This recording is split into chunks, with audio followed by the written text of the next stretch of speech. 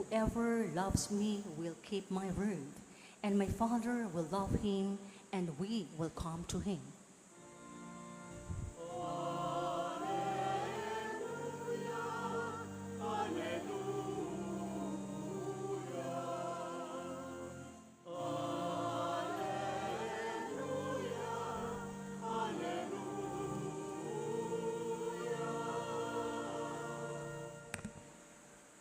The Lord be with you. And with your spirit. A reading from the Holy Gospel according to Matthew. Glory to you, O Lord.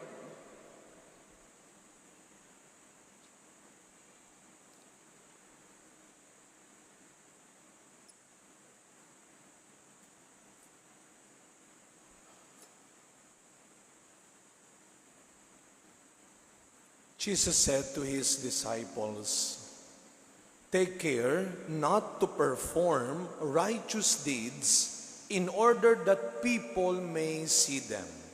Otherwise, you will have no recompense from your heavenly Father. When you give alms, do not blow a trumpet before you, as the hypocrites do in the synagogues and in the streets, to win the praise of others. Amen, I say to you, they have received their reward. But when you give alms, do not let your left hand know what your right is doing, so that your almsgiving may be secret, and your Father who sees in secret will repay you. When you pray, do not be like the hypocrites, who love to stand and pray in the synagogues and on street corners, so that others may see them.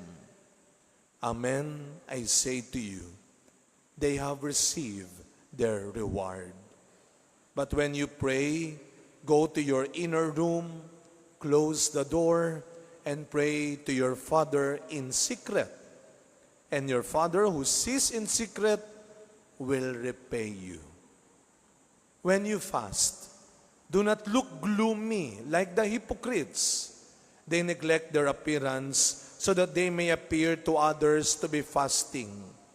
Amen, I say to you, they have received their reward. But when you fast, anoint your head and wash your face, so that you may not appear to others to be fasting, except to your Father who is hidden. And your Father who sees what is hidden will repay you." My dear friends, the Gospel of the Lord. Praise to you, Lord Jesus Christ. Good morning po sa inyong lahat. Batiin muna natin ang mga katabi natin, good morning.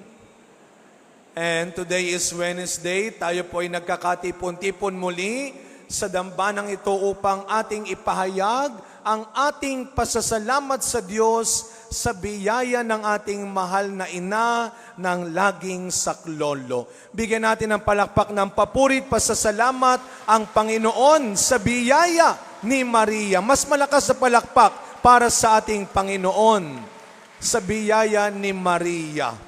And remember, whenever we come to this church, to this shrine, we express our gratitude to God for giving us Mary as our mother of perpetual help. Alam mo ninyo, yun lang naman ang tanging kaligayahan ng bawat ina. Katulad ni Maria, ang tayo ay makaalala sa Diyos na kanyang anak. I am sure at sana yun ang hangad ng bawat ina, ng bawat magulang, na ang aking anak ay maging malapit sa Diyos. Amen? Kapag pinalaki ninyong may kilalang Diyos at may takot sa Diyos, ang mga anak ninyo, wala na kayong dapat ikatakot, tumanda at mawala man kayo. You always bring your family, your children to God. At yun ang gusto ni Maria, na tayong mga anak niya ay mapalapit pa sa ating Panginoong Hesukristo. Kaya dahil nga malapit na ang piyesta, nakita naman ninyo, bumaba ang mahal na ina. Para bang ganun-ganun yung gusto ni Maria? Gusto niyo bang bumaba pa ako para magsimba kayo? Gusto niyo bang bumaba pa ako? Di ba ganyan ang mga nanay? Kapag hindi tayo sumunod, anong sinasabi ng mga nanay? Gusto mo bang puntahan pa kita dyan? Gusto mo bang lapitan pa kita? At marahil yun ang gusto ni Maria. Kaya wag tayong mahihiya, wag natin itatago, wag natin ikakahiya ang pagsamba natin sa Diyos at ang pagmamahal natin kay Maria. Mukhang yan ipinagmamalaki yan. Kaya kapag tayo po ay nakakagawa ng mabuti, nakakagawa ng maganda, ipinagmamalaki, pero hindi ipinagyayabang. Kaya nga kapag tayo ay napupuri sa ating ginagawang maganda at mabuti, to God be the glory. Hindi sa iyo ang papuri. Na kapag tayo po ay nakakagawa ng maganda at mabuti sa kapwa, at ang ating kapwa ay natutuwa, nasisiyahan, huwag mong ipagyayabang, ipagmalaki. To God be the glory. Hindi sa akin ang papuri. Na kaya ka gumagawa ng mabuti at maganda para makaalala ang mga tao, lalo na yung mga wala nang makitang maganda sa buhay nila. Lalo na yung wala nang makitang matino sa buhay nila. Na kapag ginawa mo sila ng mabuti at maganda, naaalala nila, may saysay pa pala ang mabuhay talaga. Meron at meron pa rin mga taong magdudulot ng mabuti at maganda sa kapwa nila. Kahapon, kung kayo ay nagsimba at lagi kayo nagbabasa ng Biblia, ng Gospel, Daily Gospel, ano ang Ebanghelyo kahapon? Ano yung pinakamahirap daw na turo at utos ni Kristo? Mahalin mo ang iyong kaaway. Mahalin mo ang iyong kaaway. Kaya ang sabi ng kaibigan ko, kaya nga Father, araw-araw ako nagmamahal kasi hindi nauubos ang aking kaaway. Dahil araw-araw merong nang aaway. Kaya araw-araw nagmamahal ako. Pero ang tanong natin, hindi ba pwedeng wala kang kaaway? Bakit mo aantayin laging merong mang-away? Bakit lagi kang naghahanap ng kaaway? Pwede naman sigurong walang kaaway. Pero ang tanong natin, sino at saan ba nagsisimula kuminsan ng away? Huwag natin laging ituro ang iba. Huwag natin laging isisi sa iba. Ito marahil salitang viral ay sikat na salita sa panahon natin ngayon. 5 years ago, kinakatakutan ng salitang viral. Dahil 5 years ago, maraming pinatay ang salitang viral dahil dun sa virus na yan. Pag sinabing viral, kumakalat, alam lahat, kita ng lahat, viral. At sa panahon natin ngayon, minsan may ugaling viral na tayo. Gusto mo lagi kang bida. Gusto mo laging nalalaman ng lahat. Gusto mo laging pinapansin ng lahat.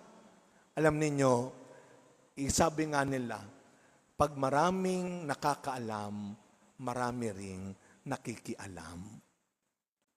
Kaya ano ang sabi ng Panginoon sa Ebanghelyo? Hindi lahat ipinapaalam. Kapag ikaw ay nagdarasal, nag-aayuno, kapag ikaw ay tumutulong sa iba, huwag mo na itong ipaalam sa lahat. Kapag kuminsan, kaya natin ipinapakita para mapuri ka ng iba. Ano ang sabi ng Panginoon? Huwag mo nang ipaalam. Kahit sa pinakamatalik mong kaibigan, kahit sa katabi mo, na ikaw ay madasalin, na ikaw ay palapagbigay, na ikaw ay matulungin, sapagkat kinuha mo na ang gantimpalang ibibigay sana ng Diyos para sa iyo. Kaya nga mga kapatid, kapag gumagawa kayo ng mabuti at maganda, at pakiramdam mo, parang wala namang nakaka-appreciate na iba, parang wala namang pumapansin, huwag kang mag-alala, just do it. Gumagawa ka ng mabuti at maganda, hindi para sa palakpak ng iba, kundi para sa kapupuri ng ating Ama. Kaya sa pagpatuloy na misa natin, mga kapatid, every day, God is always giving us every opportunity to be good and to do good. Huwag kang mag-alala. Hindi masasayang. Walang masasayang sa ginagawa mong kabutihan, lalo na ng lihim. In God's own way, in God's own time, you will receive your reward. Basta lagi mong tatandaan, kapag napupuri, to God be the glory. Hindi sa iyo ang papuri. Amen.